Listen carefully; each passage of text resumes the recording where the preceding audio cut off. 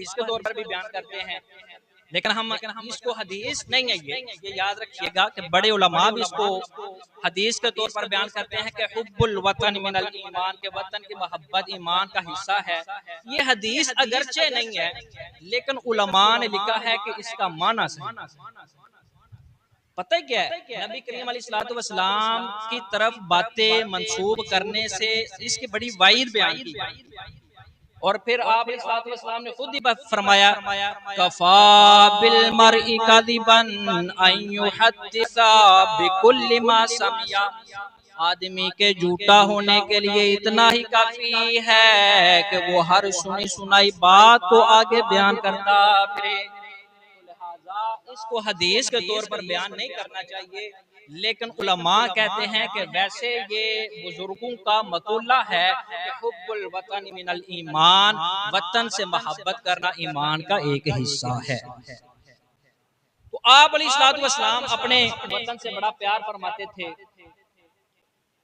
और अल्लाह तबारक व तआला खालिके कायनात, मालिके कायनात, राज़िके कायनात, कुरान मजीद, फुरकान हमीद, सहीफा इनकलाब, नुस्खा इनकलाब में इरशाद फरमाता है, इन्नल्लाह ला युगय्यिरु मा बिकौमिन हत्ता युगय्यिरु मा बिअनफुसिहिम। अल्लाह तबारक व तआला उन लोगों के हालात नहीं बदलता जो खुद कोशिश नहीं करते हैं। अब यहाँ से बताना ये मकसूद है, जो मैं बताना चाह रहा हूँ कि अल्लाह तबारक व तआला ने वतन तो हमें अता फरमा दिया, ये हमारे बुजुर्गों की कुर्बानियां। हमने तो ये भी सुना है कि ट्रेन रेल की रेक लाशों से भरी हुई आती थी। अपने वतन में पहुंचने के लिए क्या कुछ नहीं किया। अल्लाह तबारक व तआला ने ये वतन तो हमें अता फरमा दिया, लेकिन अब इसकी तरक्की में किरदार अदा करना ये हमारे हाथ। मैं थोड़ी सी तारीख पर सरसरी नजर दोहराना चाहूंगा कि नबी अकरम नूर मुजस्सम शफी मुअज़्ज़म सल्लल्लाहु तआला अलैहि वसल्लम ने जब मदीना शरीफ की तरफ हिजरत फरमाई, तो उस वक्त आपकी 53 बरस उम्र। वहां से हिजरत का पहले साल का आगाज हुआ। कैलेंडर जो है ना हिजरी, इसका आगाज हज़रत उमर फारूक रज़ी अल्लाह ताला अन्हु ने अगरचे अपने दौर में शुरू किया था, लेकिन शुरू तो इधर से ही हुआ ना। तो आप अलैहिस्सलातु वस्सलाम ने तकरीबन 11 हिजरी में विसाल फरमाया। बिल्कुल मैं सरसरी नजर में आपको बताने लगा हूं। उसके बाद 11 हिजरी में हजरत अबू बकर सिद्दीक रज़ी अल्लाह ताला अन्हु खलीफा बिला फस्ल बने। 13 हिजरी में हजरत अबू बकर सिद्दीक रज़ी अल्लाह ताला अन्हु आपका विसाल होता है, और हजरत उमर फारूक रज़ी अल्लाह ताला अन्हु आप खलीफा बनते हैं। 13 से लेकर 23 हिजरी तक हजरत उमर फारूक रज़ी अल्लाह ताला अन्हु मुसलमानों के खलीफा रहते हैं। 23 हिजरी से लेकर और 35 हिजरी तक हजरत उस्मान गनी रज़ी अल्लाह ताला अन्हु का ये दौर है। 35 हिजरी से लेकर हजरत 40 हिजरी तक ये हजरत मौला अली रज़ी अल्लाह ताला अन्हु का दौर है। तकरीबन 4.5 साल का ये नबी था ड्यूरेशन। और फिर 41 हिजरी से लेकर हजरत अमीर मुआविया रज़ी अल्लाह ताला अन्हु के दौर से लेकर 132 हिजरी तक ये बनु उमय्या का दौर रहा। इसमें अच्छे भी आए बुरे भी आए। हजरत अमीर मुआविया रज़ी अल्लाह ताला अन्हु जैसे जलीलुल कदर सहाबा किराम भी आए, हजरत उमर बिन अब्दुल अजीज जैसे उमर सानी भी आए, लेकिन इसमें यजीद पलीद जैसे भी लोग आए। और 132 हिजरी से लेकर 656 हिजरी तक ये बनु अब्बास का, यहाँ पर जो पहला खलीफा बना था उसको कहते हैं अस्सिफ़ाह, उसका लक़ब था, यानी वो बड़ा सफ़ाह था, जालिम था, जाबर था। उसने बनु उमय्या के बड़े बड़े बादशाहों को कब्रों से निकाल कर ऐसे लटकाया था। और 656 हिजरी में फिर सकूते बगदाद हुआ, और जो इनका आखिरी खलीफा था उसको कत्ल किया गया। और 656 हिजरी से लेकर 699 हिजरी तक ये छोटी मोटी मुसलमानों की सल्तनत रही हैं, लेकिन जो मरकजी सल्तनत थी वो कोई नहीं थी।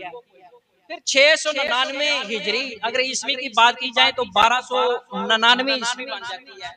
1299 ईस्वी में उस्मानी सल्तनत का आगाज हुआ, और 1299 ईस्वी से लेकर 1922 और 23 और 24 ये 3 सालों तक, यानी पीछे 300 साल से ज्यादा बनते हैं और 600 साल से जो ज्यादा बनते हैं, ये उस्मानी सल्तनत का समझ लें कि कब्जा रहा।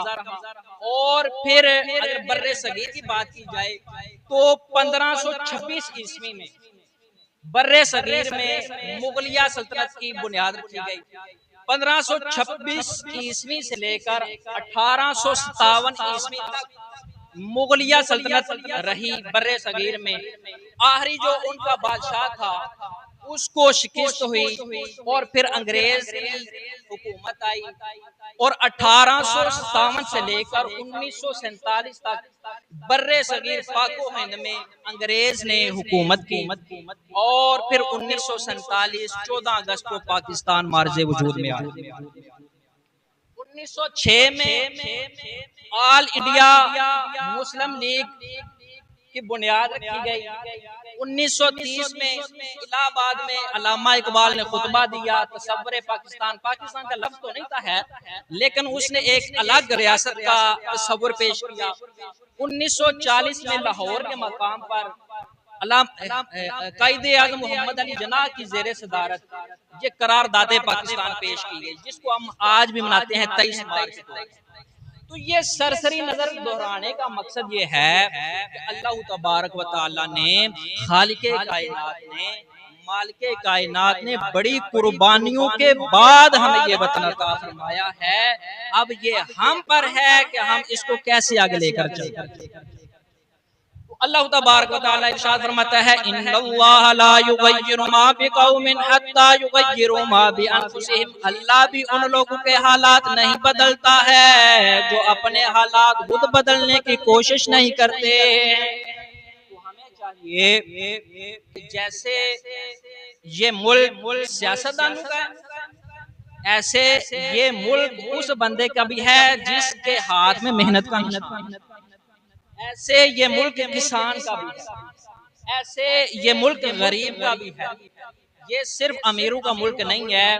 हम सिर्फ ये कहते हैं कि हुक्मरानों ने ऐसा कर दिया, ऊपर वालों ने ऐसा कर दिया। जो हमारे हाथ में है हम वो क्या कर रहे हैं? क्या हमारा ताजर आज नाप तोल में इंसाफ कर रहा है? क्या हमें खाने के लिए, पीने के लिए खालिस चीजें मिल रही हैं? क्या हमारा सरकारी अफसर वो रिश्वत नहीं ले रहा? क्या हमारा जो इंसाफ का ये सारा निजाम है ये धर्म भरम होकर नहीं रह गया?